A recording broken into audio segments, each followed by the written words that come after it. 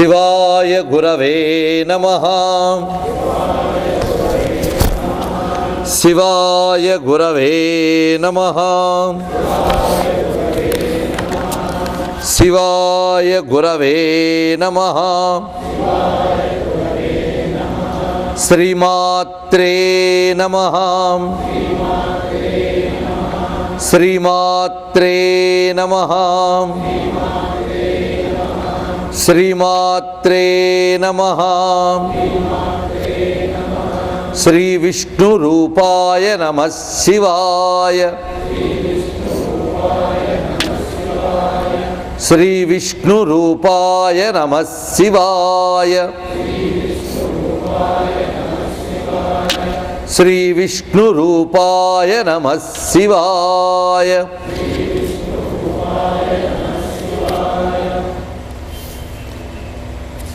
నమో మహద్భ్యో ఋషిభ్యో గురుభ్యో నమః. శ్రీ శారదా చంద్రమౌళీశ్వరాభ్యాం నమో నమః. జగద్గురవే నమః. భగవన్మయమైన సభా సదస్సుకి సవినీయ నమస్సుమాంజలి సమర్పణ చేసుకుంటూ పరమ పావనమైనటువంటి గురు చరిత్ర మనం చెప్పుకుంటూ ఉన్నాం. జగద్గురువుల యొక్క దివ్య చరిత్ర, పారాయణ యోగ్యమైనటువంటి మహాకావ్యం మాధవీయ శంకర విజయంలో జగద్గురువుల యొక్క జననము నామకరణము ఈ రెండు చెప్పుకోవడం జరిగినది. పరమేశ్వరుడు శంకరునిగా అవతరించారు. ఆయనకు శృతి సిద్ధమైనటువంటి ఏ నామం ఉన్నదో అదే నామకరణముగా ఉంచబడినది. శంకర అనేటువంటిది శివునికి ఉన్నటువంటి సహజమైన పేరు, పైగా ఈ అవతారంలో ఆయన చేయబోయేటువంటి పేరు. ఈ శం అనేటటువంటిది జ్ఞానమును తెలియజేస్తుంది, అద్వైత సిద్ధిని తెలియజేస్తుంది, పరబ్రహ్మ సుఖాన్ని తెలియజేస్తుంది, బ్రహ్మసుఖమును తెలియజేస్తుంది. దీనిని కలిగించారు ఆయన శంకరుడు. బహువిధములైనటువంటి తన యొక్క వర్తనములతో, తన రచనలతో, తన యొక్క సిద్ధాంత ప్రతిపాదనలతో జగత్తుకు శంను కలిగించిన వారు. శం సుఖం శుభం శాంతి వీటిని కలిగించిన వారు గనక ఆ శంకరనామం ఈశ్వర సంకల్పం చేత శివగురువు తన తనయులైనటువంటి ఆ శిశువుకి అందజేశారు. అటు తర్వాత విషయం, అత శివో మనుజో నిజమాయయా ద్విజగృహే ద్విజమోదముపావహన్ ప్రథమహాయన ఏవ సమగ్రహిత్ సకల వర్ణమసౌ నిజ భాషికాం. అత శివో మనుజో నిజమాయయా, మనుజ రూపంలో వచ్చినటువంటి శివుడు తన యొక్క మాయ చేత, అంటే తన యొక్క శక్తి చేత ద్విజగృహమునందు, అంటే ఏ విప్రగృహంలో తాను జన్మించాడో ఆ విప్రగృహమునందు తల్లిదండ్రులకు ఆనందం కలిగిస్తూ మొదటి సంవత్సరంలోనే, జన్మించిన తొలి ఏడిలోనే సకల వర్ణమసవు నిజ భాషికాం, తన భాషలో ఉన్నటువంటి సమస్త అక్షరముల్ని నేర్చుకున్నారు ఆయన మొదటి సంవత్సరంలోనే. ఇక రెండవ సంవత్సరంలో అఖిల లిపి, అఖిల భాషా లిపుల్ని కూడా నేర్చుకున్నవాడై క్రమంగా ఆయన ఆశ్చర్యకరంగా తన యొక్క దివ్యమైనటువంటి విద్యను ప్రకటించడం మొదలుపెట్టారు. ఇప్పుడు 3వ ఏట నాడే ఆయనకి ఉపనయనం చేయాలని నిర్ణయించుకున్నాడు తండ్రి. అంటే సాధారణంగా నియమించబడినటువంటి ఆ గర్భాష్టమి నాడు ఉపనయనం చేయడం అనేది అప్పటికి ఒక పక్వదశకి బుద్ధి వస్తుంది కనుక అది నిర్ణయించారు. కానీ ఆ పక్వదశ ఈయనకి 3వ ఏటనే కనిపించింది. ఎప్పుడో వెంటనే తండ్రి నిర్ణయించుకున్నాడు ఉపనయనం చేయాలి అనే విషయం. ఇక్కడ మనం గమనించినప్పుడు అవతార పురుషులైన శంకరులు పుట్టినదాదిగా కూడా తన అవతార ప్రయోజనం నెరవేర్చడానికై ఉద్యమిస్తూనే ఉన్నారు మొదటి నుంచి. అది మనం ఇక్కడ తెలుసుకోవాల్సినటువంటి విషయం. అందుకే ప్రథమ సంవత్సరం నుంచే తన యొక్క ఆ విభూతిని ప్రకటిస్తూ ఉన్నారు స్వామివారు. శివగురు సజరం స్త్రీ సమే శిశావమృత కర్మ వస సుతమోదిత ఉపనినీషితమానురపి స్వయం నహియమోస్య కృతాకృతమీక్షతే. ఆ 3వ ఏట ఉపనయనం చేయాలని ఆయన సంకల్పించుకున్నారు. కానీ విధివశాత్తు ఆ తండ్రి అయిన శివగురువు తనువును చాలించారు.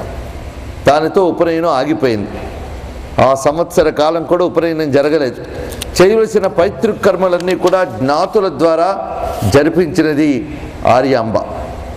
అటు తర్వాత 5వ ఏడు ఎప్పుడైతే ప్రవేశింపబడిందో అప్పుడు శాస్త్ర విధిని అనుసరించి శంకరుల వారికి ఉపనయనం 5వ ఏట జరిగింది. ఉపనయం కిల పంచమ వత్సరే ప్రవరయోగయుతే సుముహూర్తకే ద్విజవధూర్నియతా జననీ శిశోర్వ్యధిత తుష్టమనాస్సహ బంధుభి. ఒకవైపు భర్తృవిహీనయ్యే దుఃఖిస్తున్నప్పటికీ కూడా ఆ వటువుని, ఆ బ్రహ్మచారిని ఆ విధంగా చూసి సంతోషించి తన బంధువుల సహకారంతో 5వ ఏట ఉపనయనం చేసి గురువుల వద్దకు విద్యగా పంపించింది. ఉపనయనం అంటే అదే, గురువుల వద్దకు పంపించడమే ఉపనయన దీక్షలు. దానికి యోగ్యమైనటువంటి ఆ వేద సంస్కార యోగ్యమైనటువంటి ఉపనయన సంస్కారం అందజేసి గురువుల వద్దకు పంపుతారు. అలా గురువుల వద్దకు చేరి గురుకులంలో విద్యను నేర్చుకున్నారు శంకరుల వారు. ఆ గురువుకి శ్రమ లేదుట అసలు. అనతి కాలంలోనే గురువులతో సమానమైనటువంటి విద్యని ఆయన ప్రకటించారు.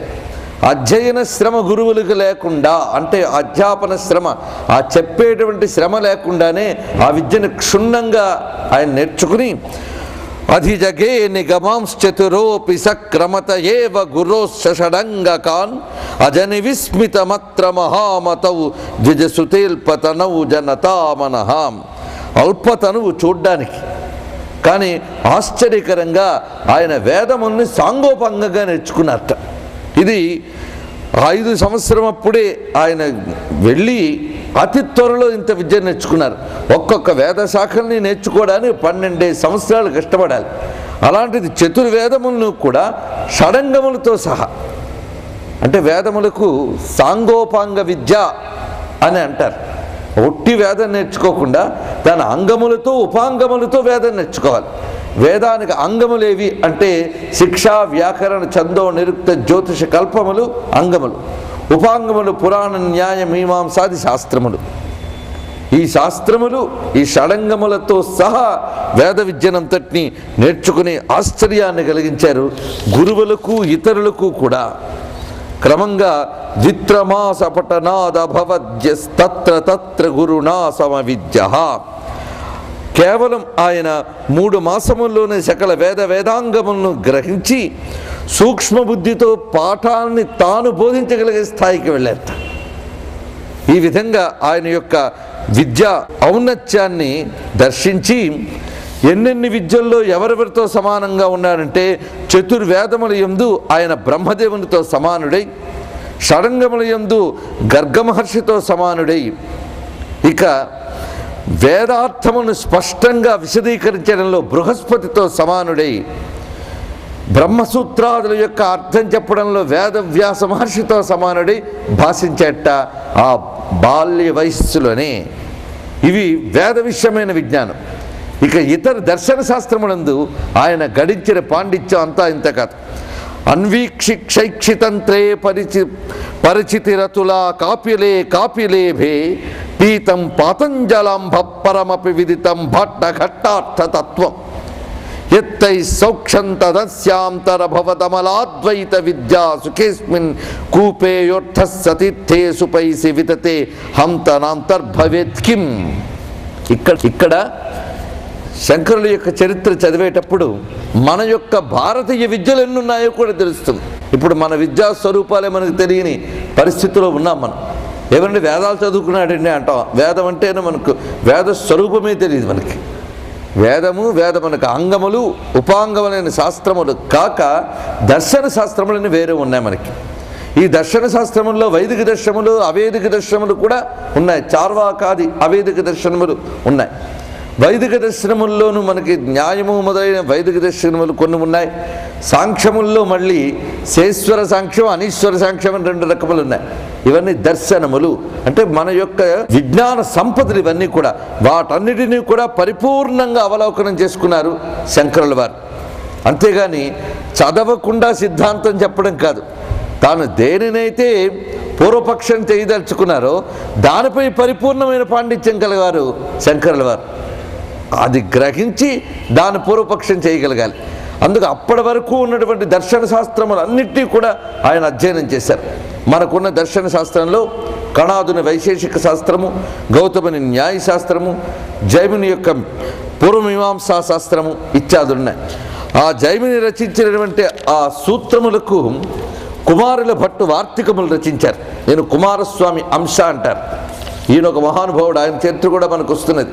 అప్పటి వరకు వచ్చినటువంటి అవైదికమైన నాస్తిక దర్శనములన్నీ ఖండించి వేదమతో ఉద్ధరించిన మహానుభావుడు. దాని యొక్క కొనసాగింపు శంకరులు చేసి వేదాంత ప్రతిష్టాపన చేశారు. అది విశేషం ఇక్కడ. ఆ కుమారుల భట్టు సాక్షాత్ కుమారస్వామి యొక్క అంశ. ఆయన వేద మతాన్ని ప్రతిష్ఠ చేస్తే దాన్ని వేదాంతం వైపు తీసుకొచ్చి వేదాంత మత ప్రతిష్టాపన చేసిన వారు శంకరులు. తద్వారా వైదిక మత పూర్ణోద్ధరణ జరిగినది. అది విశేషం. ఆ జైమిని మహర్షి రచించినటువంటి ఏ సూత్రములు ఉన్నాయో, ధర్మసూత్రములు, కర్మకాండ ప్రతిపాదకమైన ధర్మసూత్రములు, మీమాంస శాస్త్రము, దానికి కుమారుల భట్టు వార్తికములు రచించారు. దాన్ని భాట్టఘట్టములు అని అంటారు. ఆ భాట్టఘట్టముల యందు ఈయన పరిపూర్ణమైన క్షుణ్ణమైన పాండిత్యాన్ని సంపాదించారు శంకరుల వారు. భాట్టఘట్టార్థతత్వం అన్నారు ఇక్కడ. ఈ దర్శనములన్నీ పరిశీలించి ఆయన ఏమి తెలుసుకున్నారు అంటే అన్నిటి యొక్క పరమార్థం ఏమిటంటే అద్వైతం అనేటటువంటిది. ఇందులో యోగశాస్త్రం పతంజలి మహర్షి ఇచ్చారు. అంటే మనకున్న దర్శనములు ఇప్పుడు మీకు అర్థమయ్యాయి కదా. మనకున్న శాస్త్రజ్ఞానం ముందు అందులో ఏముందో వదిలేద్దాం. ముందు ఆ శాస్త్రంలో పేర్లైనా తెలుసుకోవాలి.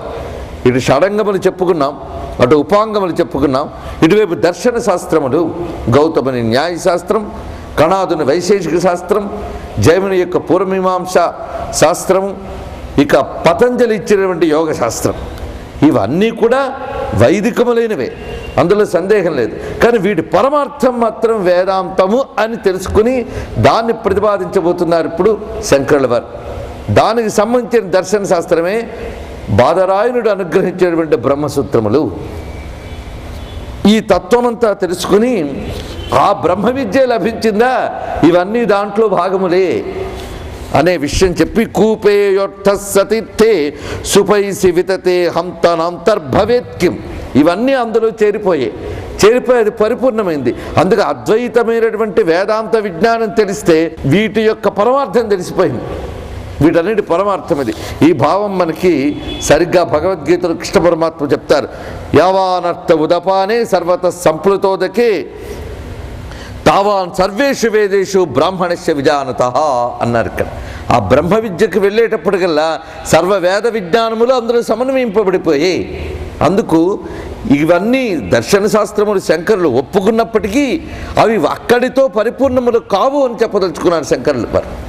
ఇవన్నీ కూడా జ్ఞానమైనటువంటి వేదాంతమయందు పర్యవసించవలసినదే. అది లభిస్తేనే పరిపూర్ణం. అదే పరిపూర్ణమైనది బ్రహ్మ విద్య. అందుకు యోగం కానీ ఈ దర్శనముల శాస్త్రం కానీ వాటికి అవి పరిపూర్ణములు కావు. ఇక్కడ మనం తెలుసుకోవాల్సింది ఏంటంటే శంకరులు ఏ వైదిక దర్శనాన్ని నిరసించలేదు, ఖండించలేదు. ఆయన చెప్పింది అక్కడితో ఆగిపోవద్దు అన్నారు. అది విశేషం. దాని పరమార్థాన్ని తెలుసుకోండి అన్నారు. ఇది తెలియక ఈ విద్యల్ని నిరసించడం అనేది తర్వాత ప్రారంభించారంటే వాళ్ళకి అది కూడా అర్థం కాలేదని అర్థం. వీటిని నిరసించలేదు శంకరులు, వీటి యొక్క పరమార్థం ఏదో చెప్పారు. ఎందుకంటే శంకరులకు మించిన యోగి లేరు, ఇది కూడా తెలుసుకోవాలి. అలాగే శంకరులను మించిన ధర్మానుయాగి లేరు. లేకపోతే వేదో నిత్యం అధీయతాం తదితం కర్మ స్వనుష్ఠీయతాం అని చెప్తారా మహాత్ములు? వేదోదితమైన కర్మను అనుసరించమని శాసించిన వారు జైమిని యొక్క ధర్మసూత్రాలను అంగీకరించలేదని చెప్తామా? వాటి యొక్క పరమార్థమైనటువంటి వేదాంతమైన దృష్టిని నిలుపుకో అని చెప్పిన వారు శంకరులు. దీన్ని బట్టి మనకు తెలుస్తున్నది ఏంటంటే శంకరులు గిరిగీసుకుని దీనిలోనే ఉండు అని ఎవరికీ చెప్పలేదు. వైదికమైనటువంటి దర్శనాన్ని అంగీకరించారు, అవైదికాన్ని మాత్రం ఖండించారు. వైదికమైన సంప్రదాయబద్ధమైనటువంటి దర్శనములను అంగీకరిస్తూ నిరీశ్వరవాదాన్ని ఖండన చేసి ఈశ్వరవాద ప్రతిపాదన చేసి బ్రహ్మజ్ఞానమే నిజమైన గమ్యం రుజువు చేసి ఉపనిషన్ మతమే వేదము యొక్క పరిపూర్ణమైన తీర్పు అని ప్రతిపాదించారు. అందుకే ఉపనిషన్ మత ప్రతిష్టాత వేదాంత ప్రతిష్టాత అయి అప్పటి వరకు ఉన్నటువంటి వైదిక విజ్ఞానములన్నింటినీ కూడా బ్రహ్మ విద్యతో సమన్వయం చేసిన మహాత్ములు.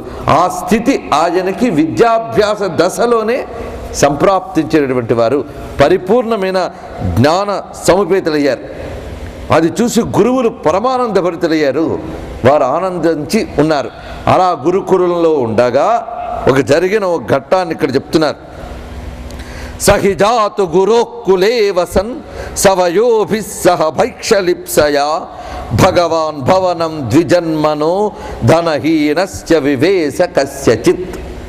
ఆ సమయంలో ఆయన తన యొక్క తోటి విద్యార్థులతో కలిసి భిక్షాటన అనేటువంటి ధర్మాన్ని నిర్వహిస్తున్నారు. బ్రహ్మచారి యొక్క ధర్మం అది. భిక్షాటన చేయడం, గురువుల వద్ద విద్య నేర్చుకోవడం.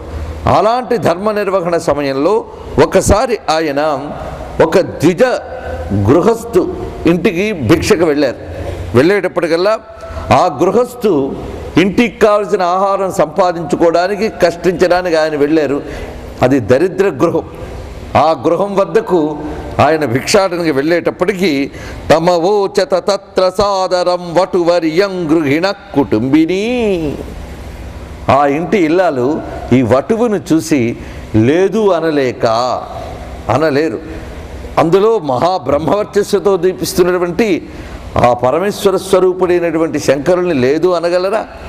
అప్పుడు ఆమె ఏం చేసిందంటే ఇల్లంతా వెతికి ఒక ఉసిరికాయ తీసుకొచ్చిందిట. అది తీసుకువచ్చి స్వామివారికి ఇస్తూ, అయ్యో ఇంత మహాత్ముడు వస్తే సరిగ్గా భిక్ష పెట్టలేకపోయేనే దుఃఖించిందిట ఆ తల్లి. ధిగిదం జన్మ నిరర్థకం గతం. ఈ మాట చాలా గొప్ప విశేషం. అందుకే మన వాళ్ళు చెప్పారు, ధనం దేనికయ్యా అంటే ధర్మం కోసంట. ధర్మం తతసుఖం అన్నారు. ధనము వల్ల ధర్మం సంపాదించు, ధర్మం వల్ల సుఖం సంపాదించు. మనం మధ్యలో ఇది కట్ చేసేసాం. ఏది? ధర్మం. ధనాత్ సుఖం. కానీ ధర్మం తతసుఖం అనే విషయం మనం మర్చిపోతున్నాం. ధనం ఎందుకయ్యా అంటే ఇందుకు. ఒక మహాత్ముడు వస్తే ఆయనకు భిక్ష వేయడానికి ఇంట్లో ధనం లేదు. అందుకే దరిద్రం ధర్మం ఆచరించడానికి ఆటంకం కలిగించింది. అది విశేషం. అందుకు సంపద దేనికయ్యా అంటే ధర్మాచరణకి. లక్ష్మీశ్చదేహి మమ ధర్మ సమృద్ధి హేతం అంటారు శ్రీ నృసింహభారతి స్వామివారు. తిరుపతి వెంకటేశ్వర స్వామికి కరావలంబ స్తోత్రం రచిస్తూ శృంగగిరి పీఠాధిపతులు చెప్పిన మాట ఇది. లక్ష్మీశ్చదేహి మమ ధర్మ సమృద్ధి హేతుం. నాకు నువ్వు ఐశ్వర్యం ఇవ్వవయ్యా వెంకటేశ్వర. ఎందుకు? ధర్మ సమృద్ధి కోసం. మనం అలా అనగమే. ధనం దేనికంటే ముందు సుఖపడదాం, సుఖపడ్డాక చూద్దాం ధర్మం గురించి. కానీ ధర్మం కోసం ధనంట. అందుకు ధిగిదం జన్మ నిరర్థకం గతం. ఒక మహాత్ముడు వచ్చి ఒట్టి చేతులతో మన ఇంటి నుంచి వెళితే మన పుణ్యములు పోతాయి. మనకు రావాల్సినవి రావు సరికదా, ఉన్నవి పోతాయి. పైగా ఒక మహాత్ముని సేవించుకునే భాగ్యం కోల్పోయాం. అందుకు ఆమె ధిగిదం జన్మ, ఛీ ఎందుకు ఈ జన్మ అని తిట్టుకునేది. కానీ ఇల్లంతా వెతికి తీసుకొచ్చి ఇచ్చినది. ఇప్పుడు శంకరులకి ఆ ఉసిరికతో కడుపు నిండుతుందా? నిండదు. కానీ ఆయన అనుగ్రహించాడు. కడుపు నిండా అన్నం పెట్టిన ఆమెను అనుగ్రహించిన దానికంటే ఎక్కువ అనుగ్రహించాడు. దీని అర్థం ఏమిటి అంటే యథాశక్తి అనే మాట ఉన్నదే, సర్వసమర్పణాభావం అనేటువంటిది. శంకరుల అవతార పురుషులు అనడానికి ఇది గొప్ప విశేషం. అంతే, ఇక్కడ మిరాకిల్స్ అనే దృష్టితో చూడవద్దు. భగవద్ అనుగ్రహం ఎలా ఉంటుంది అంటే శంకరులు సాక్షాత్తు భగవానులు అనడానికి ఇదే మనకి ఉదాహరణ. భగవంతుడు నువ్వు ఇచ్చిన దానివల్ల నాకేం ప్రయోజనం అనేది చూడడు. నువ్వు ఇచ్చిన దానిలో భక్తి ఎంత ఉన్నది అనేది చూస్తాడు. తదహం భక్త్యుపహృతం అస్నామి ప్రియతాత్మనః అని చెప్పినట్లుగా భక్తిగా, సాదరంగా, నిష్కపటంగా. అది గొప్ప విశేషం. అక్కడ కపటం లేదు. ఉన్నదంతా సమర్పించింది ఆ తల్లి. ఇదే ఉన్నది అని తీసుకుచ్చినప్పుడు వెంటనే ఆయన కరిగిపోయిందిట మనస్సు. ఇతి దీనముదీరయం చసౌ ప్రదదావమలకం ప్రతిందవే కరుణం వచనం నిశమ్యసో ప్యభవజ్ఞాన విధిర్దయార్ద్రధీ. ఇక్కడ ప్రతి ఘట్టంలోని భగవాన్ యొక్క గుణాలు చూడాలి మనం. అందుకు చదువుకోవాలి. ఈ చరిత్ర ఎందుకు అధ్యయనం అంటే శంకరుల యొక్క ఆత్మగుణములు ఇవన్నీ. ఆత్మగుణములను మనకి శాస్త్రం చెప్తూ ఉన్నది. ఈ ఆత్మగుణములు కలిగినటువంటి వాళ్ళు అనసూయ, ఆర్జవము, కారుణ్యము ఇత్యాది ఆత్మగుణములు కలిగిన వారే దివ్యులు అనిపించుకుంటారు. శంకరులకు ఉన్నటువంటి పేరులో శృతి స్మృతి పురాణానాం ఆలయం. హైందవ ధర్మం అంతా ఈ మూడింటి మీద ఆధారపడింది. శృతి, స్మృతి, పురాణం. దీనిలో ఏది కాదన్నా పూర్తిగా హైందవ మతాన్ని మనం అర్థం చేసుకోలేదని అర్థం. ఈ మూడింటిని కలబోస్తేనే హైందవ మతం. ఈ మూడింటి యొక్క సమన్వయ స్వరూపమే శంకరులు. అందుకే శృతి స్మృతి పురాణానాం ఆలయం. తర్వాత ఏంటి? కరుణాలయం. ఇది విశేషం. శంకరులది దయావతారం. అసలు అవతారం అంటేనే దయ అనుకోండి. దయలేంది అవతరించిన భగవానుడు. అందుకు పరమేశ్వరుడు శంకర స్వరూపంగా అవతరించారు. ఎందుకంటే దయతో. ఏమిటా దయ అంటే అజ్ఞానంలో పడిపోయిన మనల్ని ఉద్ధరించడం అనే జ్ఞానబోధన అనే ఒక దయ అయితే, రెండవది ఈ విధమైన అనుగ్రహం. ఈ అనుగ్రహంతో కరుణం వచనం నిశమ్య, కరుణతో పలుకుతున్నాడు ఆయన. అంతేకాదు దయార్ద్రధీహి అని మళ్ళీ చెప్తున్నారు ఇక్కడ. దయతో తడిసిన హృదయం అంటే ఆయన, దయతో తడిసిపోయాడు ఆయన, కరిగిపోయాడు. కారుణ్యము అంటే ఇతరుల యొక్క దుఃఖాన్ని సహించలేని లక్షణాన్ని కారుణ్యం అంటారు. అటువంటి కారుణ్యంతో ఆయన ఒక్కసారి అమ్మవారిని ప్రార్థన చేశారు. అంటే తాను మాత్రం వటువేషం వేసుకుని భిక్షకెళ్తున్నాడు, తాను అమ్మవారిని ప్రార్థించి కనకవర్షం కురిపించబోతున్నాడు. అది విశేషం. అంటే తన ధర్మం తాను పాటిస్తున్నాడు. ఆ సంపాదన ఏదో తానే సంపాదించుకుని ఈ భిక్ష మానేసి కూర్చోవచ్చు కదా, స్వధర్మం. అది విశేషం. తనదైన ధర్మం భిక్షాటన చేసి విద్య నేర్చుకోవడం, అది పాటిస్తూ ఇప్పుడు తన పలుకులతో తల్లిని కీర్తిస్తున్నారు. సమునిర్మురజిత్ కుటుంబిని పదచిత్రైర్నవనీత కోమలై మధురైరుపతస్థివాంస్తవైర్ద్విజదారిద్ర్య దశ నివృత్తయే. ఆయన వెంటనే ప్రార్థన చేసేట ఎవరిని? అమ్మవారిని. ఆయన పిలిస్తే అమ్మవారు వెంటనే పలుకుతారు, ఆ పిల్లవాడు పిలిస్తే. అలాంటి పిలుపు ఆయన దగ్గర ఉన్నది, ఆ పలుకులో అలాంటి శక్తి ఉన్నది.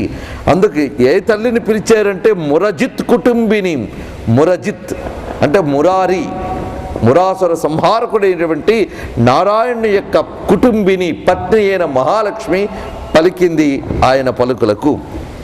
ఎలా పిలిచాడు అంటే పదచిత్రైర్నవనీత కోమలై, వెన్న వంటి మృదువైనటువంటి చిత్రమైనటువంటి ఆశ్చర్యకరమైనటువంటి పదములతో అమ్మవారిని స్తోత్రం చేశారు. మధురై, అత్యంత మధురమైనటువంటి వాక్కులతో స్తోత్రం చేశారు. ఎందుకోసం అంటే ద్విజ దారిద్ర్య దశ నివృత్తయే, ఆ బ్రాహ్మణ గృహము యొక్క దరిద్రం పోగొట్టడానికి స్తోత్రించారట. ఆయన స్తోత్రించిన వెంటనే తల్లి పలికింది.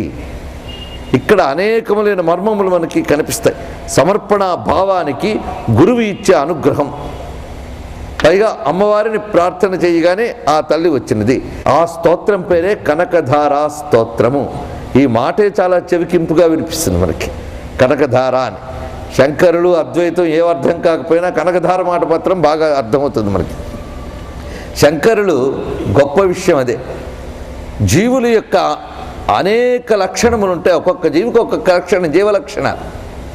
ఈ జీవలక్షణాలతో ఉన్న అందరికీ కావలసిన అన్నీ ఇచ్చింది మన వైదిక సంస్కృతి. అది తెలుసుకుని శంకరులంటే సమగ్ర వైదిక మత ప్రతిష్టాతాను గుర్తుపెట్టుకోవాలి. మొత్తం హైందవ మతానికి జగద్గురువులు ఆయన. ఏది కావాలంటే అది ఇచ్చింది మన హైందవ మతం. ఆ ఇచ్చిన హైందవ మతం గొప్పతనాన్నంతటి ఈయన మనకు అందజేశారు. అంగం హరే పులక భూషణమాశ్రయంతి భృంగాంగనేవం కులాభరణం తమాలం అంగీకృతాకిర విభూతిరపాంగలీలా మంగళ్యదాస్తు మమ మంగళ దేవతాయా. ఆ తల్లి యొక్క కనుచూపులు ఐశ్వర్యములిచ్చుగా. కానీ ఇదంతా నిజానికి శ్రీచక్ర రహస్యములన్నీ ఇందులో ఉన్నాయి. బయటకు చూస్తే అమ్మవారి చూపులు డబ్బులు ఇచ్చుగాక అని కనిపిస్తుంది, కానీ అందరూ కనిపెట్టవన్నీ శ్రీచక్ర రహస్యములే. ఈయన అతి లేత వయస్సులో చెప్పినటువంటి ఈ శ్రీయంత్ర రహస్యములతో కూడిన ఈ స్తోత్రము ఎంత ప్రౌఢిమతో ఎంత సమగ్రంగా ఉందో, సౌందర్యలహరి రచించినప్పుడు అదే ప్రౌఢిమ. అంటే విశేషం, బాల్యంలో కొంత మేధస్సు, క్రమంగా ఎదిగి తర్వాత గొప్పవారయ్యారు శంకరులు అనడానికి లేదు. ఆయన జన్మతః పరిపూర్ణ విద్యావంతుడు. అది ఇందులో ఉన్నటువంటి రహస్యం. ఇతరుల విషయంలో అలా ఉండదు. ఎదగ్గా పాండిత్యం ఎదిగి ఎప్పుడో చిన్నప్పుడు రాసిన కవిత్వం నుండి దానిలో అంత పస ఉండదంటాడు వాడు పెద్ద అయ్యాక. కానీ శంకరుల విషయంలో అలా ఉండదు మనకి. ఆ కనకధారా స్తోత్రమే మనం చదువుతున్న కొద్దీ అందులో శ్రీయంత రహస్యములన్నీ కనిపిస్తాయి. ఆశ్చర్యకరమైనటువంటి విద్య అదంతా కూడా. దాన్ని సమకూర్చిన విధానం కూడా సామాన్యమైనటువంటిది కాదు. ఆ జాగ్రత్తగా చదివితే శ్రీ సూక్తాదులు యందు ఇతర ఉపనిషత్తులు యందు చెప్పబడ్డ శాక్తేయ రహస్యములన్నీ ఒక్క కనకధార స్తోత్రంలో నిక్షిప్తం చేశారు. అసలు మొదట్లోనే స ఐక్షత బహుశ్యాం ప్రజాయేయ అనేటువంటి ఉపనిషత్ మర్మం తీసుకుని అమ్మవారు అంటే ఈక్షణ శక్తి, అని ఏదైతే మనకి శ్రీ విద్య చెప్తున్నదో ఆ ఈక్షణ శక్తి ఐక్షత అని, ఆ ఈక్షణ శక్తి మర్మం అంతా అందులో నిక్షిప్తం చేశారు. అదే కడకంటి చూపులు అనేటువంటి మర్మం. సూచనప్రాయంగా ఇది చెప్పాను, మిగిలిన చెప్పడానికి ప్రస్తుతం మనకు అది అప్రస్తుతం కనుక దాన్ని అక్కడ విడిచిపెడుతున్నాం. ఆ దివ్యమైన కనకధారా స్తోత్రానికి ఓ నమస్కారం. ఆ స్తోత్రంలో ఉన్న దివ్యత్వం ఎటువంటిదంటే అమ్మవారిని ఆవిష్కరింపజేయగలిగింది. దానితో అత కైటభజిత్ కుటుంబిని తడిదుద్దామ నిజాంగ కాంతిభి సకలాశ్చ దిశ ప్రకాశయంచ చిరాదవిరభూత్ తదగ్రత. ఆ చదివిన వెంటనే ఆ కైటభజిత్ కుటుంబిని అంటే కైటభాసుర సంహారకుడైన నారాయణుని యొక్క ఇల్లాలైన మహాలక్ష్మి మెరపు వంటి కాంతితో ప్రకాశించి ఎప్పుడైతే సాక్షాత్కరించిందో 2 చేతులు దోజిలించి అభివాదనం చేశారట శంకరుల వారు. అప్పుడు ఆమె అన్నది, నీ స్తోత్రానికి చాలా సంతోషించాను నైనా, ఏం చేయమంటావు అంటే, అమ్మా ఆమెకు ఉన్నటువంటి దరిద్రాన్ని తొలగించు అంటే ఆ తల్లన్నదిట ఆమె ప్రారంధం ఆమెకి దారిద్ర్యాన్ని తెచ్చింది. ఎవరికి భగవంతుడు ఒకరికి దరిద్రం ఒకరికి సంపద ఆయనంతటా ఆయన ఇవ్వడు. వారి యొక్క ప్రారంధ వశాత్తు కర్మఫల ప్రదాత మాత్రమే ఆయన. అందుకు ఆమె ప్రారంధం ఇలాంటిది అంటే, అమ్మా ఆవిడ నాకు భక్తిగా ఇసురుగ్గా ఇచ్చిందమ్మా అని చూపించట ఆయన. వెంటనే ఆ తల్లి మనసు కరిగి, ఆహా ఆ మాత్రం చేసిన దానికి నీ తపస్సుని ఈ స్తోత్ర రూపంలో నువ్వు అందజేసి ఆమెను అనుగ్రహిస్తున్నావా అని ఆ తల్లి కరుణతో ఒక్కసారిగా అమునావచనేన తోషిత కమలా తద్భవనం సమంతతః కనకామలకైరపూరయ జనతాయా హృదయంచ విస్మయైః. మొత్తం ఆ గ్రామవాసులందరూ కూడా ఆశ్చర్యచకితులయ్యేలాగా ఆ తల్లి కనకామలకైతపూరయ జనతాయా బంగారు ఉసిరికాయల వర్షాన్ని కురిపించిందిట ఆ ఇంట్లో జగజ్జన్ని మహాలక్ష్మి. అదే కనకధార అని. కనకధార అంటే స్తోత్రం వల్ల కురిసిన బంగారం అని అర్థం కాదు, ఆ స్తోత్రమే కనకధార అని అర్థం. ఆ స్తోత్రమే స్వర్ణధారా స్తోత్రం. అది సువర్ణధారా స్తోత్రం శంకరాచార్య నిర్మితం అని అంటాం మనం. సువర్ణధార, అది మంచి వర్ణముల ధార, అంతేగాని బంగారపు ధార అని తీసుకోవడానికి లేదు ఇక్కడ. మంచి అక్షరముల ధార, ఆ ధారే కనకధార. కనకధార స్తోత్రం చదివితే కనకధార కురవడం కాదు, కనకధార స్తోత్రమే కనకధార. అది చదువుకుంటే చాలు మనకి. అంత దివ్యమైన స్తోత్రాన్ని అనుగ్రహించారు. ఎంత కరుణ! ఆ స్తోత్రం అప్పుడు ఆ దరిద్రాలకు దరిద్రం పోగొట్టింది అని కాదు, ఇప్పుడు ఎందరి దరిద్రుల దారిద్ర్యాన్ని పోగొడుతుంది కనకధార స్తోత్రం. ఎంతమందో పారాయణ చేసి దివ్య ఫలితాన్ని పొందుతున్నారు. అందుకు ఒక మహాత్ముని కారుణ్యం ప్రపంచానికి అందడానికి ఇటువంటి సంఘటనలు ప్రేరణ అవుతాయి తప్ప ఆ కారుణ్యం సదా మిగిలిపోయి ఉంటుంది. ఇప్పటికీ మనకు మిగిలి ఉంది భగవానులు అనుగ్రహించేటువంటి ఆ దివ్య స్తోత్రం. అలా అనుగ్రహించారు మనల్ని. దివి కల్పతరుర్యథా తథా భువి కళ్యాణ గుణోహి శంకర. మొత్తం ఆ గ్రామవాసులందరూ కూడా ఏమన్నారంటే, దివి కల్పతరుర్యథా తథా, ఆ స్వర్గలోకంలో కల్పవృక్షం ఎలా ఉందో తెలియదు కానీ మాకు మాత్రం భూమి మీద తిరిగే కల్పవృక్షం ఇయ్యనా అన్నట్టు అందరూ కూడా. ఏది కావాలంటే అది ఇస్తున్నారు. అందుకు కళ్యాణ గుణోహి శంకర. సమస్త కళ్యాణ గుణములు ఆయన యందు ఉన్నాయి. అవతారములకు ఉండవలసిన ప్రధాన లక్షణం కళ్యాణ గుణములు అంటే మంగళకరమైన పరిపూర్ణమైన దివ్య గుణములు. అవన్నీ కలిగినటువంటి జగతిపై నడయాడే కల్పవృక్షమయ్యన. సురభూసురయోరపి ప్రియ సమభూదిష్ట విశిష్ట వస్తుద. మరి గొప్ప విశేషం చెప్పారు ఇక్కడ. ఈ కల్పవృక్షం ఎలాంటిది అంటే ఆ కల్పవృక్షం కంటే గొప్పదిట. ఆ కల్పవృక్షం కేవలం సంపదలు ఇవ్వగలదు. ఏ కల్పవృక్షం?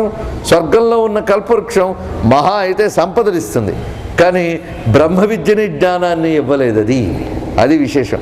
అందుకే దేవతలకు కూడా బ్రహ్మ విద్య లేదు, కానీ భూసురులు అంటే బ్రహ్మ విద్య కోసం తప్పించిపోయి దానికై సాధన చేసేవాళ్ళు ఎవరైతే ఉన్నారో వారికి ఆ కల్పవృక్షాల మీద కోరిక ఉండదు. ఇహాముత్రార్థ భోగ విరాగం కదా వారికి ఉంటుంది. వారికి ఆ కల్పవృక్షాలు కామధేనువులు స్వర్గ సౌఖ్యాల మీద కోరికే లేదు వారికి. మరి అటువంటి వారికి ఈ కల్పవృక్షం పనికిరాదేది? స్వర్గంలో ఉన్న కల్పవృక్షం. కానీ వాళ్ళు ఆ కల్పవృక్షాన్ని కాదంటారేమో కానీ ఈ భూమి మీద నడియాడే శంకరులనే కల్పవృక్షాన్ని బ్రహ్మ విద్యా జిజ్ఞాసులు కాదనలేరు, ఆశ్రయిస్తున్నారు. అంటే ఆ కల్పవృక్షం కంటే ఈ కల్పవృక్షం గొప్పది. ఎందుకంటే రక్తులకు మాత్రమే కావలసిన కల్పవృక్షం ఇది, ఇది విరక్తులకు కూడా కావలసిన కల్పవృక్షమైనది, అందుకు ఇది ఇంకా దివ్యమయ్యా అని చెప్పారు. అందుకే శంకరులు ఏమిటి అంటే ఒక మహాకల్పవృక్షము అని అందరూ తీర్మానించి ఆయన గురించి చెప్పుకుంటున్నారు. ఒకవైపు పాండిత్యము, ఒకవైపు ఈ అనంత కళ్యాణ గుణములు, సహజాతములుగా సంప్రాప్తించినటువంటి కళ్యాణ గుణములతో అప్రాకృతమైనటువంటి దివ్య లక్షణములతో భాషిస్తున్నారు శంకరుల వారు. ఇక్కడ అవతార పురుష లక్షణాన్ని వివరిస్తూ చాలా విశేషాలు చెప్పారు. ఈ విశేషాలన్నీ మనం చెప్పుకుంటే వీటికి కొన్ని రోజులు పడుతుంది. అవన్నీ కూడా చెప్పుకోలేకపోతున్నందుకు మనస్సులో కొంత వ్యధ పడుతున్నా మిగిలినవి చెప్పాలి అనే కుతూహలంతో ఆ వ్యధను కూడా పక్కకు పెట్టి వెళుతూ ఉన్నాం. మనం ఇక్కడ స్వామి యొక్క అప్రాకృతమైన కళ్యాణ గుణం చెప్పడంలో ఉద్దేశం ఆయన చూపించే ఒక మహిమని చెప్పడం కాదు, ఆయన యొక్క కారుణ్య విశేషాన్ని చెప్పడం ఇందులో ఉన్న గొప్ప భావం. రెండవది, శంకరుల అవతారంలో మరొక ప్రయోజనం ఏమిటి అంటే శంకరులు ఉపాస్యులు. ఇది ఒక రహస్యం. శంకరమూర్తి దేవతామూర్తుల వలె ఉపాస్యమూర్తి. అవతారములు కొన్ని ఉపాస్యమూర్తులు ఉంటాయి, కొన్ని అవతారములు కేవలం బోధ చేసి వెళ్ళిపోతాయి. కొందరు కారణ జన్మలు ఉంటారు, సిద్ధపురుషులు ఉంటారు. కానీ అందరినీ అవతారాల గాడిని కట్టడానికి లేదు. అవతారములు ఏమిటి అని నిర్ధారించడానికి కొన్ని శాస్త్ర లక్షణములు తెలియాలి, అప్పుడు నిర్ధారించగలం. రాముడు అవతారమని, కృష్ణుడు అవతారమని, శంకరుల అవతారమని చెప్పడానికి కొన్ని శాస్త్రములు ఉన్నాయి. ఆ శాస్త్రముల ఆధారంగా వారి స్వరూపాన్ని చెప్పాలి. కనుక ఆ శాస్త్రముల ఆధారంగా ఇక్కడ శంకరుల యొక్క దివ్యదేహ విషయాన్ని వివరిస్తూ కొన్ని శ్లోకములు వరుసగా రచించారు విద్యారణ్యుల వారు. శంకరుల యొక్క దేహ సంపద ఇప్పటికీ కూడాను అనేక మంది నేను ప్రత్యక్షంగా చూడడం జరిగినది. శంకరుల యొక్క మూర్తిని మాత్రమే ఉపాసిస్తూ దివ్య ఫలితాలు పొందిన వాళ్ళు ఉన్నారు. వారికి పాపం శాస్త్రములు తెలియవేవీ తెలియవు, కానీ దివ్యమైన ఫలితాలు పొందిన వారు ఎప్పటికీ ఉన్నారు శంకరుల మూర్తిని ఉపాసించి. మీరు పరీక్షించి చూడండి, శంకరుల యొక్క ఈ పటం ఒకటి ఇంట్లో ఉంచి నమస్కారం చేయండి, మీకు సంపదలు లభించడమే కాదు, ఒక అపూర్వమైనటువంటి మీకే తెలియని స్ఫురణ జ్ఞానం వాటంతటవే కలుగుతాయి. అందుకు గురుమూర్తిగా ఉపాస్య స్వరూపం శంకరులది.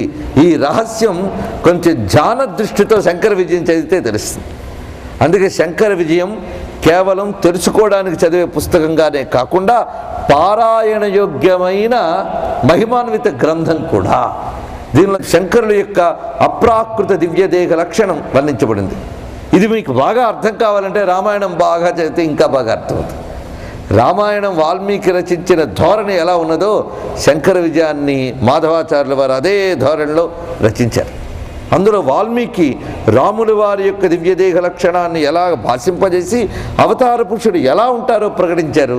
ఇక్కడ ఆ విధంగానే విద్యారణ్యుల వారు శంకరుల యొక్క మూర్తి లక్షణాన్ని అద్భుతంగా చూపిస్తూ వచ్చారు. ఆయన యొక్క శరీరపు ఛాయ, అలాగే అవయవముల యొక్క వర్ణన, వీటన్నిటి కూడా చూపించారు. కళ్యాణ గుణములతో పాటు ఇవన్నీ ఉన్నాయి.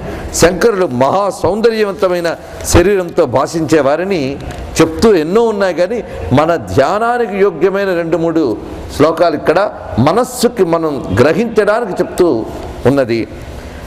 ఇప్పుడు ఎక్కువగా ప్రసిద్ధిలో మనం చూస్తున్న శంకరుల యొక్క చిత్రపటాలకి ఆధారమైన శ్లోకం విద్యారణ్యుల వారు ఇచ్చారు. అది విశేషం ఇక్కడ.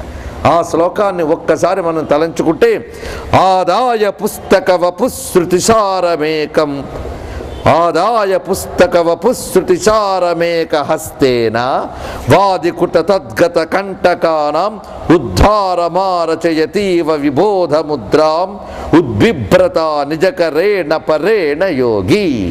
ఇది స్వామివారి యొక్క స్వరూపం. ఇక్కడ స్ఫటికము వలె ప్రకాశించేదట స్వామి యొక్క శరీరం. ఆయన యొక్క బంగారు వన్నే కాకుండా ఒక స్ఫటికము వంటి ఛాయ ఉండేదట ఆయన శరీరం. ఆ అందమైన శరీరంతో ఎడమ చేతితో పుస్తకం పట్టుకున్నట్ట. ఆదాయ పుస్తకం అదేమిటి? శృతిసారం, వేదసారమైన ఒక గ్రంథాన్ని పట్టుకున్నట్ట. అది బ్రహ్మసూత్రములు అనుకుందాం, లేదా ఉపనిషత్ గ్రంథం అనుకుందాం. మొత్తం శృతిసారం, వేద విషయం చెప్పబడ్డ ఒక మహాగ్రంథాన్ని పట్టుకుని ఉన్నారు. అయితే గ్రంథంలో ఏముందో ఎలా తెలుస్తుంది? ఈ గ్రంథంలో ఉన్నదంతా, ఈ గ్రంథాలన్నీ తేల్చి చెప్పిందంతా ఒక్కటే. అదేమిటి అంటే కుడి చేత్తో చూపిస్తున్నారు. ఈ మొత్తం ఈ గ్రంథరాశి అంతా శృతి సారమైన దాని యొక్క బోధ ఏమిటి అంటే అది విబోధ ముద్ర, అది జీవ బ్రహ్మైక్యం. జీవో బ్రహ్మైవ నాపరః, అహం బ్రహ్మ అస్మి, తత్ త్వం అసి, అయమాత్మా బ్రహ్మ అనేటువంటి ఈ ప్రజ్ఞానం బ్రహ్మ మొదలైన ఇత్యాదులన్నీ కూడా తెలియజేయడానికి ఆ మహావాక్యముల సారమంతా చూపించి జీవ బ్రహ్మైక్య సిద్ధాంతాన్ని ప్రతిపాదిస్తూ దీని యొక్క సారం ఇదే అని చెప్తున్నట్ట. అంటే శంకరుల మూర్తిని చూస్తే చాలు ఈ స్ఫుటమైనటువంటి జ్ఞానం మనకు కనిపిస్తున్నది. అలాంటి మూర్తిని మనం ధ్యానం చేస్తే ఏమొస్తుంది? ఆ సారమంతా మనకి అందుతుందన్నమాట. ఎందుకంటే అది లభించిందా అన్నీ లభిస్తాయి. బ్రహ్మవేత్త ఈ లౌకిక కామనలు అన్నీ కూడా అతని పాదాల దగ్గరికి వచ్చి వాటంతరవి దాసోహం ఉంటాయి బ్రహ్మవేత్తలకు. అది విశేషం. మనం అనుకుంటా బ్రహ్మ విద్యుస్తే ఇవన్నీ ఏమైపోతాయో అని, కానీ బ్రహ్మవేత్త వద్దకు వచ్చి అవి ఊడిగాలు చేస్తాయి భౌతిక సంపదలన్నీ కూడా. అందుకు బ్రహ్మ విద్యావేత్త వద్ద సర్వము లభ్యమవుతాయి.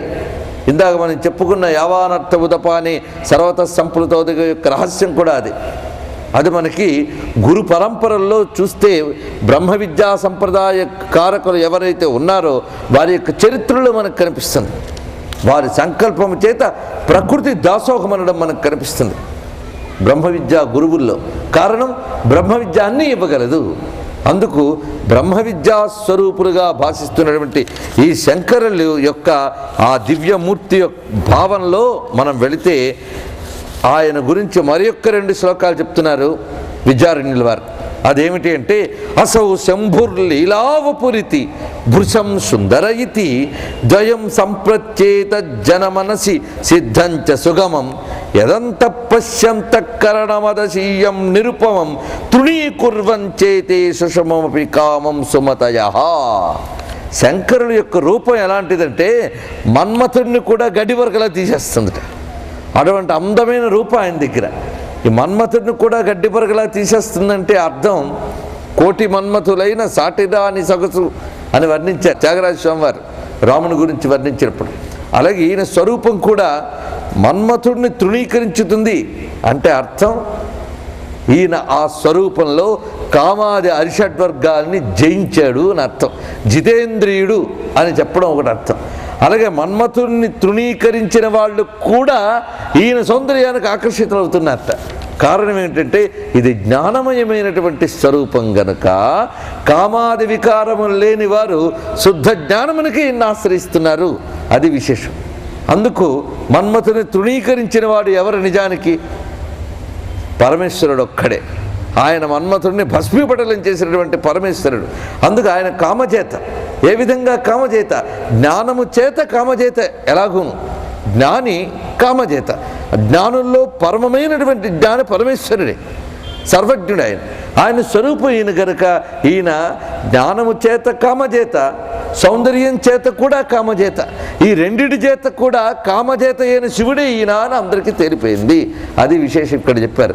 అందుకు మొత్తానికి ఈయన ఎవరయ్యా అంటే ఒక అత్యద్భుతమైన శ్లోకంలో ఇప్పుడు మూర్తిని చూశాం కదా, ఆ మూర్తి యొక్క సమగ్రమైన తత్వాన్ని ఒక్క శ్లోకంలో చెప్తున్నారు విద్యారణ్యుల వారు. అజ్ఞానంతర్గహన పతితానాత్మ విద్యోపదేశై త్రాతుం లోకాన్ భవదవశిఖాతాపపాపచ్యమానాన్ ముక్త్వా మౌనం వట విటపినో మూలతో నిష్పతంతి శంభోర్మూర్తిశ్చరతి భువనే శంకరాచార్య రూపా. ఒక ఇది గొప్ప సారభూతంగా శంకరాచార్యులు అంటే ఏమిటి చెప్పేశారని. ఒక ఆయన ఉన్నాడు బ్రహ్మ విద్య అనగానే ఆయన గురువు ఇంకెవ్వరూ కాదు. ఆయన మూర్తిలోనే ఆ లక్షణం కనిపిస్తుంది. ఆయన ఎవరయ్యా అంటే చిత్రం వటతరోర్మూలే వృద్ధా శిష్యా గురుర్యువ గురోస్తు మౌనం వ్యాఖ్యానం శిష్యాస్తు చిన్న సంశయా. ఆయన బాగా అర్థం చేసుకుంటే కానీ అద్వైతం రాదుట మనకు. వేదాంతం అర్థం కావాలి అంటే ఈశ్వరానుగ్రహాదేవ పుంసామ అద్వైత వాసన. అద్వైత వాసన రావాలన్నా ఈశ్వరానుగ్రహం ఉండాలి. ఆ ఈశ్వరుని యొక్క గురుస్వరూపం ఆది గురుమూర్తేన దక్షిణామూర్తి స్వరూపం. ఈ దక్షిణామూర్తి ఎక్కడుంటారు? ఒక మర్రి చెట్టు మొదట్లో కూర్చున్నాడు ఆయన. పెద్ద కామెంటరీలో ఉపన్యాసాలు ఇస్తున్నాడంటే ఏం లేదు, మౌనంటే ఆయన చిన్ముద్ర పట్టుకు కూర్చున్నాడంతే. ఒక చేతితో పుస్తకం, ఇందాక ఈయన మూర్తిలో లాగే ఈయన 2 చేతులతో నడయాడాడు కనుక ఆ 4 చేతుల్లో 2 చేతులు ఈయన దగ్గర ఉన్నాయి. ఏంటి? పుస్తకము, చిన్ముద్ర, ఈ 2 వీటితోనే అలా ఉన్నాయన చూశాడు. మౌనంతో వాళ్ళకి చెప్తే అర్థమైంది, ఎవరికి? సనకాదులందరికీ కూడా మౌనంతో చెప్తే అర్థమైంది. కానీ ఈ కలియుగంలో ఎంత చెప్పినా అర్థం కాని ఈ కలియుగంలో ఇక మౌనంతో చెప్తే మాత్రం అర్థమవుతుందా? అందుకు వీళ్ళందరినీ ఎలా ఉద్ధరించాలని ఆలోచించాట ఆ పరమేశ్వరుడు. ఎప్పుడూ పరమేశ్వరుడికి చాలా ప్రేమ అండి మన మీద. మనం ఆయన్ని చేరాలని ఎంత తాపత్రయపడతామో ఆయన దగ్గరికి మనం చేరాలని ఆయన అంత తాపత్రయపడతాట. ఇది విశేషం. భగవానుడు అయ్యా నన్ను చేరుకుంటారా అనుకుంటాట. అందుకు ఆయన ఊరుకోకుండా ఇన్ని గ్రంథములను, ఇందరు గురువులను ఎందుకు పంపిస్తున్నాడంటే ఆయన వియోగం మనం తట్టుకోలేకపోవడం కాదు, మన వియోగం ఆయన తట్టుకోలేడు. ఆయన మనందరం తరించడమే కావాలి పరమేశ్వరుడికి. అందుకు ఆ పరమేశ్వరుడు దయామయుడే ఏం చేశాడంటే, నేను మౌనంగా ఉంటే లాభం లేదు, ఈ మర్రి చెట్టు కింద సెటిల్ అయితే లాభం లేదు అనుకున్నట్ట. అనుకుని ఏం చేశాడు? ఆ త్రిశూలాన్ని కాస్త దండంగా మార్చుకున్నాడు పాపం.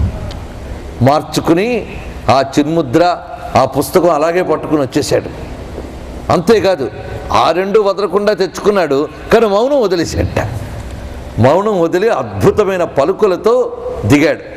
ఆ పలుకుల్ని వ్రాతపూర్వకంగా అందించారు. అవి మనకు మిగిలాయి. ఆ రోజుల్లో ఉన్నవారు పలుకులు కూడా విన్నారు, స్వామివారి పలుకులు. అలాంటి పలుకులని పట్టుకుని వచ్చాడు. ఎందుకంటే ఈశాన సర్వ విద్యానాం ఈశ్వర సర్వభూతానాం బ్రహ్మాధిపతి బ్రహ్మణోధిపతి బ్రహ్మ, వేదములకు పతి శబ్దబ్రహ్మ స్వరూపుడు అయినటువంటి ఆయన శివో అస్తు సదాశివోం. అటువంటి సదాశివుడు ప్రణవవాచ్యుడైన దక్షిణామూర్తి ముక్త్వా మౌనం, మౌనాన్ని విడిచిపెట్టాడు. ఎందుకంటే అజ్ఞానాంతర్గహన పతితాన్ లోకాన్ భవదవ శిఖా తాప పాపచ్యమానాన్. అజ్ఞానం అనేటువంటి దారి తెన్ను తెలియని అడవిలో పడిపోయి ఈ సంసారం పెట్టేటువంటి అగ్నుల్లో దహించుకుపోయే వీళ్ళను చూసి దయ కలిగి ఆత్మవిద్య ద్వారా వీళ్ళని రక్షిద్దామనుకున్నటువంటి ఆ దక్షిణామూర్తి ముక్త్వా మౌనం వట విటపినో మూలతో నిష్పతంతి.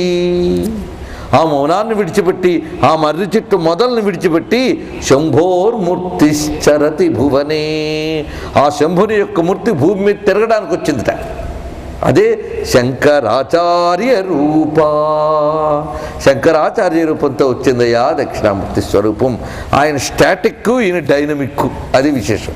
ఆయన స్థిరస్థాను ప్రభుర్భీమ అని ఒక చోట కూర్చుని పోయాడు ఆయన. ఈయనేమిటి? చరహా, కదిలేడు ఈయన. పరమహంస పరివ్రాజకాచార్యవర్య, పరివ్రాజకాచార్యులైన పరితః వ్రజతి, అంతా తిరిగారు ఆయన. అది విశేషం. ఎంత దయామయుడు. తన వద్ద వచ్చిన వాళ్ళకి చెప్పడం కాదు, తాను అందరి వద్దకు వచ్చి కదిలేడు. పరమ కరుణామయుడైనటువంటి ఆ పరమేశ్వరుడు, ఆ దక్షిణామూర్తి ఈ రూపంలో కదిలి వచ్చాడయ్యా అని. అక్కడి నుంచి ఆయన పలుకుల యొక్క మాధుర్యం, ఆ నిరుపమాన గుణ వైభవం అనేక శ్లోకాల్లో ఇక్కడ వర్ణిస్తూ వచ్చారు విద్యారణ్యుల వారు. ఆయన పలుకులు ఎలా ఉన్నాయి? మరి మౌనం వదిలిపెట్టాక శివుడంతటి వాడు మౌనం వదిలిపెడితే ఆ మాటలు ఎంత గొప్పగా ఉంటాయండి. ఆ మాటల మాధుర్యంలో ఇప్పటికీ భారత జాతి మొనకలు వేస్తుందండి.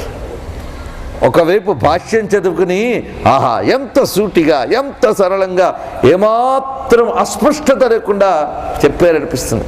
కాస్త సంస్కృత పరిజ్ఞానం ఉంటే చాలండి, శంకరుల యొక్క భాష్యం ఒళ్ళు దగ్గర పెట్టి చేస్తే చక్కగా అర్థమైపోతుంది, తేటగా ఉంటుంది. శంకరుల భాష్యంలో మాత్రమే దూరాన్వయాలు దురన్వయాలు ఉండవు. ఇది విశేషం. ఇది సూటిగా చెప్తున్న సత్యం. జాగ్రత్తగా పరిశీలించి ప్రిజుడీస్ లేకుండా ఆలోచిస్తే చాలు. ముందే ఒక అభిప్రాయానికి ఏర్పరచుకుని నేను ఫలానా సంప్రదాయం వాడిని అని కాకుండా, ఎటువంటి అభిప్రాయం మన మనస్సులో ఏర్పరచుకోకుండా శంకరుల భాష్యాన్ని కానీ దగ్గర పెట్టుకు చదివితే అంత సూటిగా, అంత సరళంగా ఏమీ చెప్పలేవు మరొక భాష్యాలు. ఇది నా స్వానుభవం కూడా. ఏ పాండిత్యము లేని వారికి కూడా కాస్త సంస్కృత పరిజ్ఞానం ఉంటే సూటిగా సులభంగా సరళంగా అర్థమయ్యేది శంకరుల వారి భాష్యమే. అంత విశేషం. పైగా ఆ భాష్యమే అంత లలితంగా మృదువుగా అమ్మవారు లలితాదేవి లావణ్యం అంతా కనిపిస్తుంది. అది విశేషం. పరమేశ్వర జ్ఞానము లలితా లావణ్యము భాషిస్తుంది ఆయన యొక్క భాష్యాల్లో. అలాంటి పలుకులు. సరే, భాష్యాల దాకా వెళ్ళలేమండి అంటే శంకరుల యొక్క పలుకుల స్పర్శ లేని భారతీయుడు లేడండి. అది ఎవరైనా కానివ్వండి. మడికట్టుకుని నేను విష్ణు భక్తుడినే అనుకున్నా లక్ష్మీ నృసింహమదే కరావలంబం అనాలి అంటే శంకరులే అవలంబనం. అక్కడ ఆయన ఇచ్చిన పలికే భజ గోవిందం భజ గోవిందం గోవిందం భజ మూఢమతే. భారతదేశంలో సామాన్య మానవుడు కంఠం కూడా పలుకుతుంది ఇది. అంతేకాదు ఒక విప్లవ కవి మరో ప్రపంచం మరో ప్రపంచం మరో ప్రపంచం అని రాశాడు. అయ్యా ఇంత గొప్పగా రాశారు, మీకు ఏది స్ఫూర్తి అంటే భజ గోవిందం భజ గోవిందం గోవిందం భజ మూఢమతే అన్నాడు. ఆయన ఏం చేస్తాం? భారతదేశంలో శంకరుల యొక్క స్పర్శ తగలని నాగరికుడు లేడండి మొత్తానికి. ఆ బుద్ధి కాస్త బుద్ధున్న ఎవడైనా శంకరుల యొక్క వాంగ్మయ స్పర్శ లేని వాడు ఎవరు లేరు. ఒక్క మాటైనా శంకరులది లేని వారు లేరు. అంటే శంకరులు కేవలం పండితులకు మాత్రమే కాకుండా అత్యంత జనసామాన్యంలోకి కూడా చొచ్చుకు వచ్చినటువంటి మహాత్ములు, అందరూ సందేహం లేదు. లేకపోతే గహనమైన ఆత్మవిషయాన్ని అత్యంత క్లుప్తంగా అత్యంత స్పష్టంగా ఏకశ్లోకిలో కూడా అందించిన మహానుభావుడైన, సహస్ర శ్లోకాలతో వేదాంతాన్ని చెప్పిన మహానుభావుడు ఏకశ్లోకిలో బోధించారు. ఆలోచిస్తే ఒక్క శ్లోకం చాలు. ఇది కాకుండా మన క్విజ్జులను ఈ రోజుల్లో వచ్చాయి. ఒకే ప్రశ్నకి ఒకే సమాధానం చెప్పడం, అలాగ మొత్తం జీవితానికి కావలసినవన్నీ కూడా ప్రశ్నోత్తర మాలిక అనే ఒకే ప్రశ్న ఒకే సమాధానంతో మొత్తం ఒక మానవ జీవితానికి కావలసిన అనుష్ఠానాన్ని అంతటినీ అందించారు. సాధన పంచకం ఎన్నండి ఒకటి కాదు ఆయన ఇచ్చినది. తరించడానికి కావలసిన మార్గములన్నీ ఇచ్చారు. అంతేకాదు వేదాంతం అనేది ఏదో గహనమైనది నీకు అందనిది అనుకోవడం నీకు భ్రమ. కాస్త నీకు బుద్ధి ఉపయోగిస్తే నీకు అందుతుంది, ఎందుకంటే అది నీది కనుక నీకు అందుతుంది అని చెప్పి శంకరుడు అనుగ్రహించి వెన్ను తట్టి నువ్వు బ్రహ్మము అయ్యా అన్నారు. ఇంకేం కావాలండి? నువ్వు అల్పజ్ఞుడివి కావు, అల్పుడివి కావు, నువ్వు బ్రహ్మమవి. ఈ ఘోష చేసి శంఖనాదం చేసి ఈ పలుకుల నుంచి స్ఫూర్తి పొంది సింహగర్జన చేశారు వివేకానంద. ఆ వివేకానంద సింహగర్జనతో మొత్తం భారతదేశం పట్ల ఉండే అపోహలని తొలగే పాశ్చాత్యులకి ఆయన సింహగర్జనకి ధ్వనినిచ్చిన పలుకు శంకరుల వారు. అది విశేషం. అందుకు కాస్త ఆలోచించే ఎవరినైనా గట్టి పట్టుపట్టేది శంకరుల వారి యొక్క పలుకులు. ఆ పలుకుల మాధుర్యంలో సౌందర్య లహరనో కనకధార అనో లేక అష్టకాలను ఏవైనా ఆయనే గతి మనకి. శివానంద లహరి, సౌందర్య లహరి అన్నీ ఒకటేమిటండి? స్తోత్ర వాంగ్మయం మొదలుకుని ఆ వేదాంత వాంగ్మయం వరకు శంకరుల పలుకుల మాధుర్యం అంతా గుర్తు తెచ్చుకోవాలి ఇక్కడే. ఇవన్నీ రాయకుండానే చెప్తున్నానా అంటే ఆయన పలుకుల మాధుర్యం ఇక్కడ వర్ణించబోతున్నారు గనక ఎలా ఉన్నాయా స్వామివారి పలుకులంటే జటాటీర జటా కుటీర విహర నైలింప కల్లోలిని క్షోణీష ప్రియకృన్నవావతరణావష్టంభ గుంభచ్చిద గర్జంతోవతరంతి శంకర గురు క్షోణీధరేంద్రోదరాధ్వాని నిర్ఝరిణి ఝరాక్వనుభయం దుర్భిక్షు దుర్భిక్షత. దుర్భిక్షువులు ఏర్పరిచిన దుర్భిక్షం నుంచి బయటపడాలి అంటే ఒక మహా జలపాతాన్ని ఆహ్వానించన్నాడు. అంటే దుర్జ్ఞానులు అజ్ఞానుల వల్ల సంకులితమై అయోమయం ఏర్పడినటువంటి పరిస్థితి నుంచి బయటపడాలి అంటే ఈ దుర్భిక్షాన్నంతటినీ పోగొట్టగలిగే గంగ కావాలట. ఆ గంగ పరమేశ్వర జటాజూటంలో ఉన్నది. ఆ పరమేశ్వర జటాజూటంలో గంగ ఎలాగైతే తాండవిస్తుందో ఆ తాండవాన్ని మించినటువంటి సౌందర్యంతో ఒక మహాపర్వతం మీద పడుతున్న గంగ ఆ జలపాతములుగా వచ్చేటప్పుడు ఎలాంటి సౌందర్యం ఉంటుందో అలాగే శంకరులనేటువంటి ఒక మహాపర్వతం నుంచి ఈ పలుకులనే ధారలు వస్తున్నాయట. ఇక్కడ గంగతో పోల్చడంలో ఉద్దేశం ఏంటంటే గంగ కేవలం వేగమో అందమో కాదు. గంగలో స్నానం చేస్తే పాప పంకిలాలు పోయి పవిత్రులమే జన్మ చరితార్థం చేసుకుంటాం. అందుకే శంకరుల వాంగ్మయం చదివిన వారి యొక్క మానసిక దోషాలు పాపాలు పోయి వాళ్ళు నిర్మలులై జ్ఞాన సంపన్నులై ఇహపరాలు రెండు ప్రాప్తింపజేసుకుంటారు అనే శంకరుల వాంగ్మహిమని ఇక్కడ చెప్పారు. ఎందుకు ఇది వర్ణించి చెప్పుకున్నాం ఇన్ని ఉంటూ ఉంటే అంటే మనం ఇప్పుడు బతుకుతున్నది శంకరుల మహిమ వల్లే. ఆయన వాంగ్మయమే కదా ఇప్పుడు ఆధారం మనకి. అందుకు ఆ వాక్కుల మహిమని ఇంత చక్కగా కీర్తించారు. అంతేకాదు శంకరుల పలుకులలో ఆ జగజ్జన్ని అయిన శారదాంబ యొక్క ధ్వనులు ఉన్నాయట. ఏమిటా ధ్వనులు అంటే అమ్మవారు గనక ఆవిడ యొక్క పాదాల మువ్వల ధ్వనులు, కాంచీ మేఖల యొక్క ధ్వని, అలాగే అమ్మవారి యొక్క కంకణ ధ్వనులు, ఇవన్నీ ఈ ధ్వనులన్నీ ఈయన పలుకుల్లో ధ్వనిస్తున్నాయట. అది విశేషం. నృత్యంచారసనగ్రసీయమనగిరాం దేవ్యా కిమంఘ్రిక్వణన్మంజీరోర్జిత సింజితాన్యుత నితాంబాలంబికాంచీరవాహ కిం వల్గత్కర పద్మకంకణ జనత్కార ఇది శ్రీమత శంకామంకురయంతి శంకర కవే సద్యుక్తయ సూక్తయ. శంకర కవి యొక్క సూక్తులు ఇవేమి అమ్మవారి యొక్క కాలిమువ్వల సవ్వడుల లేదా కాంచీ మేకల రణత్ కింకిణి మేకల కదా అమ్మవారు, ఆ కాంచీ మేకల యొక్క సవ్వడులా లేక ఆ తల్లి యొక్క కంకణముల ధ్వనులా అని భ్రమ కొల్పుతున్నాయి. అంటే వాటన్నిట్లో కూడా అపూర్వమైన శారదా విభూతి గోచరిస్తున్నది అందరికీ కూడా. ఆ విధంగా శంకరుల యొక్క పలుకులు, శంకరుల యొక్క మూర్తి, ఈ రెండింటినీ ఆ విద్యాస్వరూపాన్ని మన ముందు విద్యార్థుల వారు ఇంత హృద్యంగా ప్రత్యక్షం చేస్తూ అటు తర్వాత శంకరులు ఇలాగ విద్యని నేర్చుకుని 7వ ఏట గురుకుల విద్యాభ్యాసం పూర్తి చేసుకుని వచ్చారు స్వగృహానికి. ఎప్పుడు 7వ ఏట. 5వ ఏట చేరిన వారు 7వ ఏట కల్లా విద్య మొత్తం పూర్తి చేసుకుని స్వగృహానికి వచ్చారట.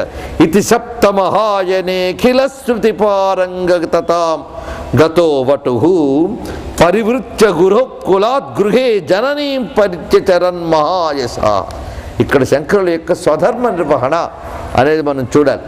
శంకరుల చరిత్ర అంటే నేను మహిమలు చెప్పడానికి కూర్చోలేదని ముందే చెప్తున్నాను. ఏ అవతార పురుషుని చరిత్ర అయినా మనకు ఆదర్శం గనకనే చెప్పుకోవడం. అందులో ఆచార్యులు వారు ఆచరించి చూపించిన వారు. అందుకు బ్రహ్మచర్య దీక్షని ఎంత చక్కగా పాటించారో మనం ఇప్పుడే వివరించుకున్నాం. తన పలుకులతోనే సంపదను కురిపించవలసిన ఆయన తాను మాత్రం వటువుగా కోపీనం ధరించి విద్య నేర్చుకుని ఆ విద్యల్లో ఆరితేరి తల్లిని సేవించడానికి వచ్చేట జననీం పర్యచరన్ మహాయశాహ. తిరిగి తన గృహానికి వచ్చి జన్నీ పరిచర్య చేస్తూ తన యొక్క విద్యని ఇంకా ఇంకా అధ్యయనాదుల ద్వారా ఆయన పదును పెడుతూ ఉన్నారు. ఎందుకంటే వారికి తెలిసిన అధ్యయనం వదలరు వారు. మహాత్ములు అలా చేస్తూ ఉంటారు. అలా ఉండగా శిశుము దీక్ష యువాపిన మన్యుమాన్ దిశతి వృద్ధతమోపి నిజాసనం. అనేక మంది పండితులు ఆ మహాత్ములు కానీ వస్తే వీధిలో శంకరులు తిరుగుతూ ఉంటే అవన్నీ కూడా పండితులు ఉండేటువంటి వీధుల అగ్రహారం కదా. ఆ పండితులు ఏం చేసేవారంటే ఈయన వస్తే లేచి నిల్చునేవారట. అది స్వాభావికమైన ఈయన యొక్క తేజస్సు ముందు వారు కూడా లేచి నమస్కరించేవారు. అలాంటి మహానుభావులు శంకరుల యొక్క విద్యా వైభవం ఇన్ని విధాలుగా వర్ణిస్తూ ఉన్నారు.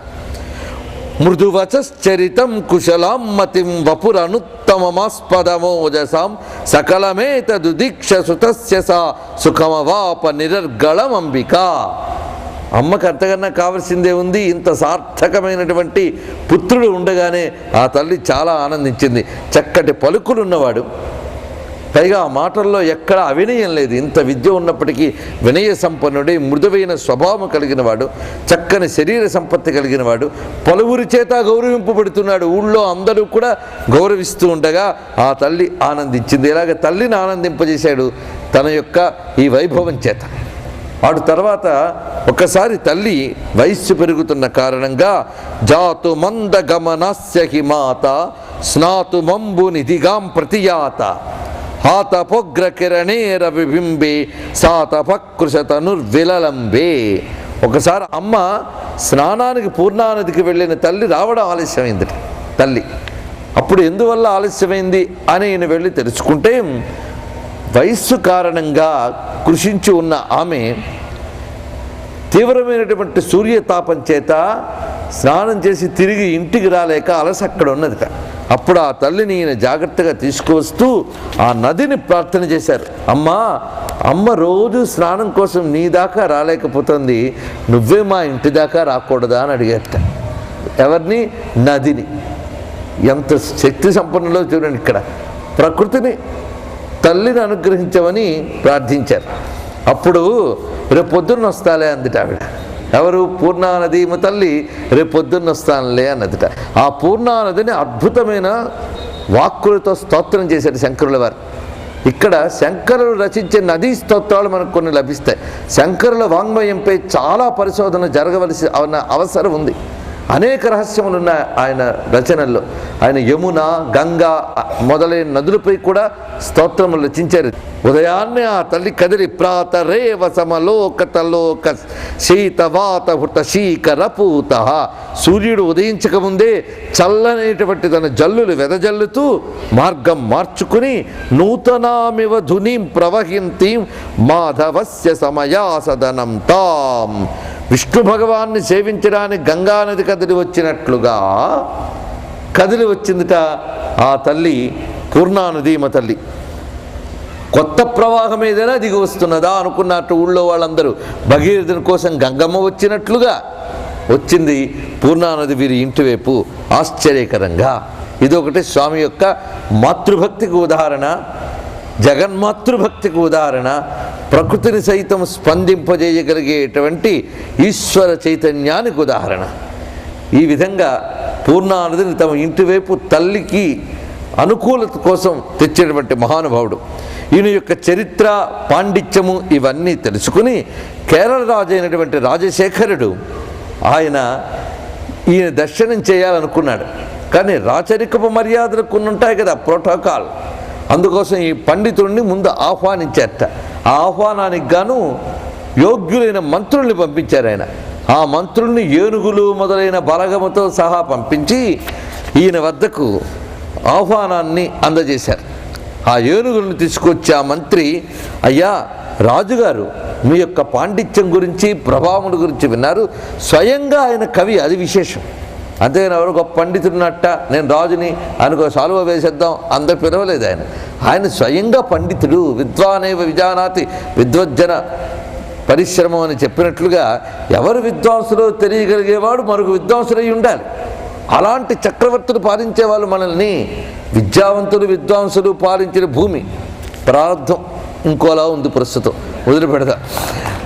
మొత్తానికి అంత చక్కటి విద్యావంతులైనటువంటి రాజశేఖరుడు ఈ మహాత్ముని గురించి విని రాజలాంఛనములన్నీ పంపించి, ఇదిగో ఈ గజమును స్వీకరించండి, ఈ సంపదలు స్వీకరించండి, మీరు రాజు వద్దకు వచ్చి మీ యొక్క విద్యని ప్రదర్శించి రాజు సన్మానాదులు పొందండి అంటే ఆయన చక్కగా వాటిని కాదని పంపిస్తున్నారు.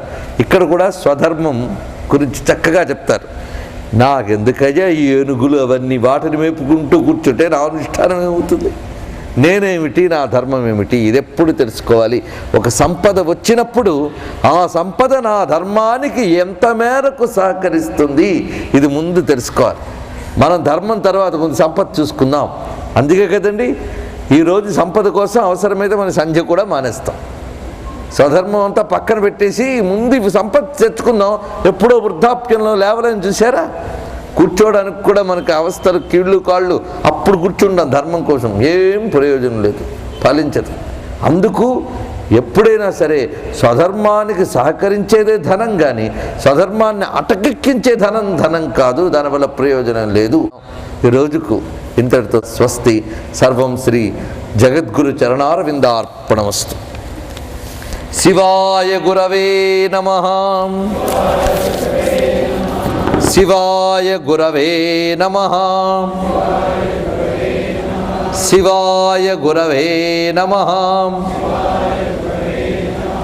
స్వస్తి ప్రజాభ్యః పరిపాలయంతాం న్యాయేన మార్గేణ మహిం మహీషాః. గోబ్రాహ్మణేభ్యః శుభమస్తు నిత్యం. లోకాః సమస్తాః సుఖినో భవంతు. కాలే వర్షతు పర్జన్యః. పృథివీ సస్యశాలిని దేశోయం క్షోభరహితో బ్రాహ్మణాః సంతు నిర్భయాః అపుత్రాః పుత్రిణః సంతు పుత్రిణః సంతు పౌత్రిణః అధనాః సంతు జీవంతు శరదాం శతం మంగళం కోసలేంద్రాయ మహనీయ గుణాత్మనే చక్రవర్తి తనూజాయ సర్వభౌమాయ మంగళం వేద వేదాంత వేద్యాయ మేఘశ్యామలమూర్తయే పుంసాం మోహన రూపాయ పుణ్యశ్లోకాయ మంగళం వసుదేవసుతం దేవం కంసచాణూరమర్దనం దేవకీ పరమానందం కృష్ణం వందే జగద్గురుం శ్రీకృష్ణం వందే జగద్గురుం శ్రీమద్రమారమణ గోవిందో హరి నమః పార్వతీపతయే హర హర మహాదేవ జయ జయ శంకర జయ జయ శంకర జయ జయ శంకర జయ జయ శంకర జయ జయ శంకర హర హర శంకర జయ జయ శంకర హర హర శంకర